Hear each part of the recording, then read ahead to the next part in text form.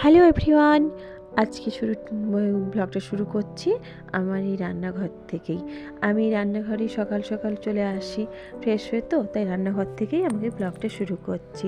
কারণ বড়মশাই অফিসে যান, তার জন্য সকাল সকাল একটু আমাকে রান্নাঘরেই থাকতে হয় বেশিরভাগটাই। তো এদিকে আমি রান্না করার জন্য ভাতটা সব কিছু বসিয়ে নিলাম। আর এদিকে দেখুন আমার রান্নাও হয়ে গেছে, টিফিনও তৈরি হয়ে গেছে। টিফিনে আজকে ওকে ভেজে রাইস আর একটু পনিরের তরকারি দিয়েছিলাম। এদিকে উনি খেয়ে টিয়ে বেরিয়ে গেছেন, আমি গ্যাস ট্যাস মুছিয়ে রান্নাঘরটা পরিষ্কার করে নিয়েছি। 9টার সময় আমার পুরো কাজ কমপ্লিট। এদিকে বড়মশাই খেয়ে গেছিলো, ওটা আলু সিদ্ধ রেখে গেছে আমার জন্য।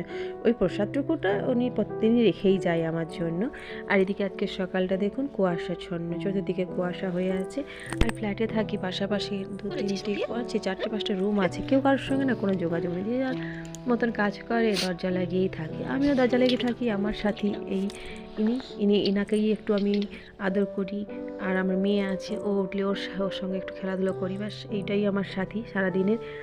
এরপর আমি আমার ব্রেকফাস্টটা তৈরি করে নিলাম। এই চিড়ে খাবো আজকে, চিড়ে কলা গুড় দুধ দিয়ে আমি আমার ব্রেকফাস্টটা শেষ করলাম। কারণ এরপর মেয়ে উঠে গেলে ওকে খাওয়ানো, ওকে নিয়ে একটু বাইরে রোদে ঘুরতে যাওয়া এসব থাকে, তো সেই জন্য যতক্ষণ না উঠছে ততক্ষণ আমি আমার কাজগুলো কমপ্লিট করে নিই। তো সব কাজ কমপ্লিট করে নিয়ে এরপর চুপচাপ বসে থাকবো কেন, এইগুলো টুকটুকি আর কি করি আমি ক্লে দিয়ে, এটা ওটা বানাই। তো বানিয়ে ফেললাম। এদিকে মেয়েও উঠে গেছে, মেয়েকে খাইয়ে রেডি করে আমিও রেডি হয়ে চলে এলাম নিজে। মেয়ে দুজনে নিচে চলে এলাম, একটু রোদ খাবো, একটু ঘুরবো মেয়েকে নিয়ে।